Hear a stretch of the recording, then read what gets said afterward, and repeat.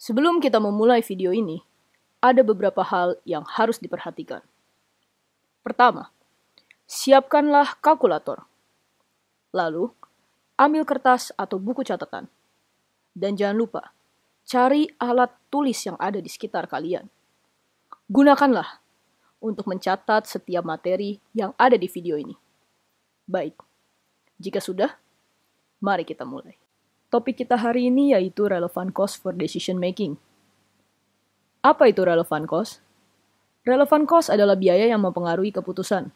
Dengan kata lain, biaya ini dapat dihilangkan apabila kita tidak memilih keputusan tersebut. Lalu ada lawan dari relevant cost, yaitu irrelevant, di mana pengertiannya juga berlawanan dengan relevan. Biaya ini tidak dapat dihilangkan ataupun dihindarkan, sehingga biaya ini dianggap tidak mempengaruhi dalam pengambilan keputusan. Ada banyak jenis biaya lain selain relevan dan irrelevant, tapi yang akan ditekankan pada video pembelajaran kali ini adalah relevan dan irrelevant cost. Lalu berbicara mengenai biaya, kita akan mengulang sedikit materi yang sangat ditekankan di akuntansi biaya, yaitu perhitungan pada biaya produksi yang didasari oleh material, labor, dan factory overhead. Material akan terbagi menjadi direct dan indirect, begitu pula dengan labor, terbagi menjadi direct labor dan indirect labor. Namun ternyata, biaya indirect sendiri adalah bagian dari factory overhead, sehingga biaya utama hanya menjadi direct material, direct labor, dan factory overhead. Namun ini adalah bahan yang kita telah pelajari di akuntansi biaya. Sekarang, di akuntansi manajemen, akan lebih ditekankan pada factory overhead, yang terbagi menjadi biaya variabel, biaya campuran, dan biaya tetap, seperti yang telah kalian pelajari di modul 1 dalam topik activity cost behavior. Pada topik kali ini, yaitu relevant cost, akan ditekankan pada fixed cost yang terbagi menjadi common dan direct fixed cost, di mana common fixed cost adalah biaya yang tidak dapat dihindarkan, sehingga dapat dikatakan sebagai biaya yang irrelevan.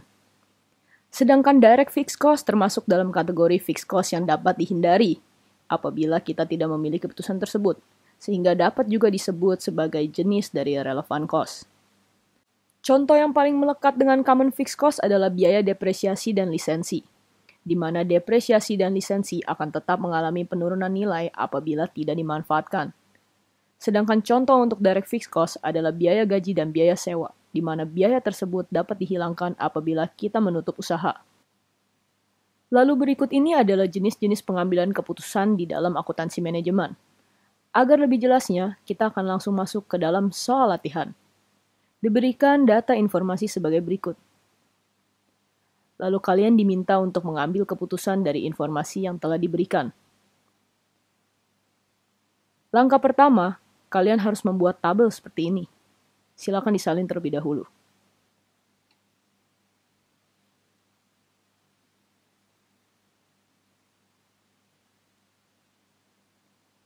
Jika sudah, mari kita mulai menghitung biaya yang akan dikeluarkan. Dimulai dari direct material, direct labor, dan variable overhead, yang merupakan biaya variabel. Dikatakan unit yang akan dijual adalah sebanyak 3.000 unit. Lalu, kalian akan mengkalikan harga tersebut dengan harga per unit dari direct material. Coba dihitung untuk hasil dari direct material. Lalu akan dilanjutkan ke direct labor dengan menggunakan cara yang sama, yaitu dikalikan dengan biaya per unit dari direct labor. Hal yang sama juga diterapkan pada variable overhead. Sudah dihitung? Mari cocokkan angkanya. Lalu hasil yang telah kalian hitung tersebut, boleh kalian pindahkan ke tabel yang telah kalian salin. Sekarang saatnya kita mencari total dari fixed overhead. Seperti yang telah kita pelajari di modul-modul sebelumnya, perhitungan fixed overhead didasarkan oleh unit dari kapasitas normal. Diinformasikan bahwa unit yang terjual adalah sebesar 3/4 kapasitas normal. Sehingga untuk mencari kapasitas normal akan dilakukan perhitungan sebagai berikut. Lalu kalikanlah unit kapasitas normal dengan biaya fix per unitnya. Akan didapatkan angka sebesar 20 juta rupiah. Pindahkan lagi biaya tersebut ke dalam tabel. Lalu jumlahkanlah untuk mendapatkan total biaya dari make. Sekarang kita akan masuk ke perhitungan untuk buy. Diinformasikan bahwa harga beli atas produk adalah setengah dari harga jualnya, yang berarti Rp30.000 per unitnya. Sekarang kalikan dengan unit yang dibutuhkan untuk yang dijual, yaitu 3.000. Silakan dihitung untuk totalnya. Masuk ke fixed cost, dikatakan fixed cost dapat dihemat sebanyak 25%. Maka lakukanlah perhitungan sebagai berikut. Atau kalian juga dapat menggunakan cara lain, yaitu seperti yang ada di bawahnya. Sekarang coba dihitung berapa hasil dari angka di kalkulator kalian. Sudahkah cocok dengan jawaban ini? Pindahkan hasil jawaban kalian ke tabel. Sekarang coba kalian jumlahkan untuk total dari biaya buy. Berapa hasilnya? Lalu kalian bisa selisihkan jawaban kalian untuk mencari perbedaan biaya antara kedua keputusan tersebut. Sekarang waktunya kalian membuat keputusan dengan hasil jawaban yang ada. Apa keputusan kalian? Apakah sudah sama dengan jawabannya? Perusahaan akan memilih untuk membeli, karena biaya yang dikeluarkan ketika membeli lebih kecil jika dibandingkan dengan memproduksi sendiri. Lanjut ke soal berikutnya. Diberikan informasi sebagai berikut.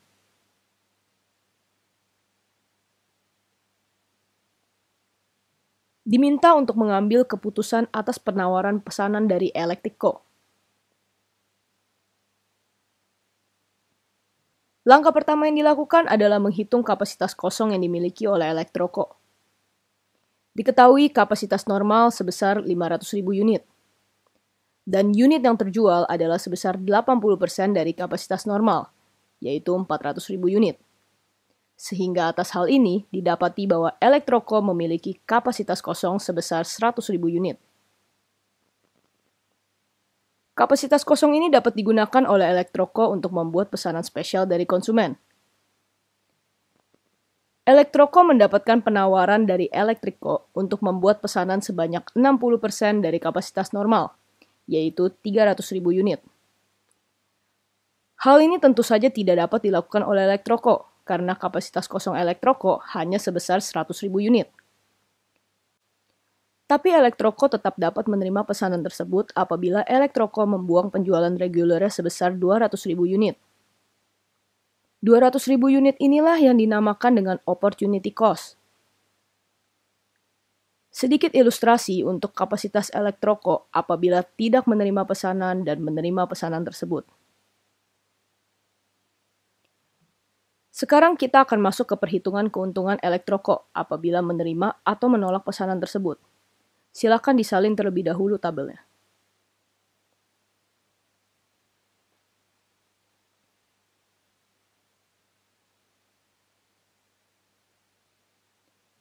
Perhitungan akan dimulai dengan menerima pesanan dari Electrico, di mana akan digunakan ilustrasi berikut. Karena menerima order dari Electrico, maka perusahaan akan memproduksi sebesar kapasitas normalnya. Sekarang kita akan masuk ke dalam perhitungan biaya-biaya yang dikeluarkan untuk produksi, mulai dari direct material. Kalikan unit produksi dengan harga direct material per unit. Lakukan hal yang sama untuk direct labor. Coba dihitung berapa hasilnya. Apakah sudah sama? Masuk ke variable selling cost yang perhitungannya masih sama dengan direct material dan direct labor. Perbedaan terjadi pada perhitungan variable overhead cost, di mana harga variable per unit tidak diinformasikan di dalam soal, sehingga kita harus mencarinya dengan menggunakan total fixed cost. Total fixed cost sendiri terdiri atas fixed cost dari pabrik atau overhead, dan fixed cost selling yang merupakan biaya tetap kantor. Diketahui total fixed cost sebesar 12 juta dolar, lalu fixed cost selling sebesar 8 juta dolar. Sehingga akan dilakukan perhitungan substitusi atas fixed cost overhead. Dan didapatkan total fixed cost overhead sebesar 4 juta dolar. Sekarang saatnya mencari angka per unit untuk fixed cost dengan cara membaginya dengan kapasitas normal, sehingga didapatkan biaya sebesar $8 per unitnya. Kembali lagi ke variable overhead cost. Untuk mencari variable overhead cost per unit, kurangi total factory overhead cost per unit dengan fixed cost per unit. Akan didapatkan variable overhead per unit sebesar $4 per unitnya. Sekarang, kalikan biaya variable overhead per unit dengan unit produksinya. Kita akan masuk ke perhitungan dalam sales. Diinformasikan bahwa Electrico akan membayar Electroco atas pesanannya sebesar $55 juta. Lalu, untuk 200.000 penjualan regular, akan dijual dengan harga $150 per unitnya. Tambahkan hasil penjualan atas kedua jenis penjualan tersebut. Kembali lagi ke variable overhead cost. Apakah sudah sama jawabannya?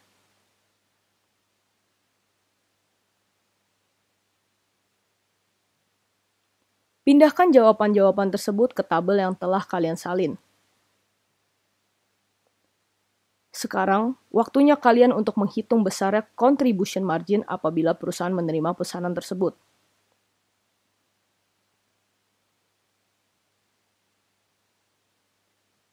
Masuk ke perhitungan apabila perusahaan menolak pesanan dari Electrico. Akan digunakan ilustrasi seperti ini. Lakukan perhitungan untuk pendapatan atas penjualan dengan cara mengkalikan jumlah unit yang terjual dengan harga jual per unit. Lalu, untuk biaya direct material yang dihitung berdasarkan unit yang diproduksi.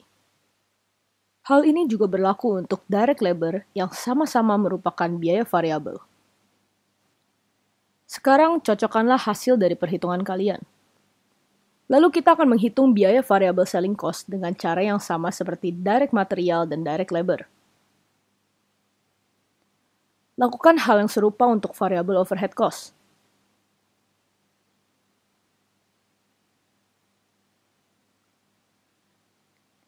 Pindahkan angka yang telah kalian hitung ke dalam tabel.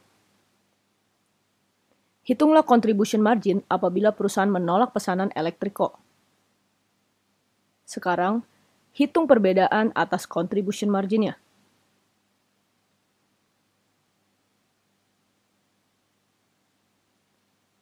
Dan ambillah keputusan. Apakah perusahaan harus menerima atau menolak?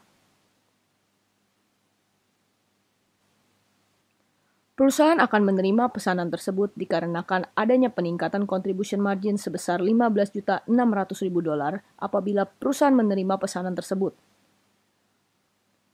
Pertanyaan selanjutnya adalah, mengapa fixed cost tidak diikutsertakan dalam perhitungan tersebut? Jawabannya karena fixed cost adalah biaya tetap, sehingga dengan ada atau tidaknya pesanan dari Electrico, Electroco tetap akan mengeluarkan biaya tersebut.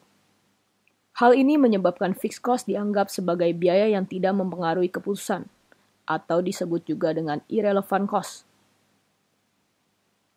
Kita coba buktikan di dalam perhitungan. Diinformasikan bahwa fixed cost sebesar $12 juta. Maka carilah operating income atas kedua keputusan tersebut. Hitunglah perbedaan atas operating income keduanya.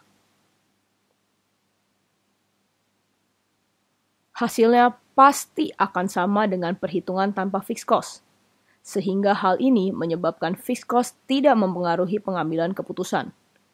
Perusahaan akan tetap menerima pesanan tersebut karena adanya peningkatan atas operating income sebesar $15.600.000.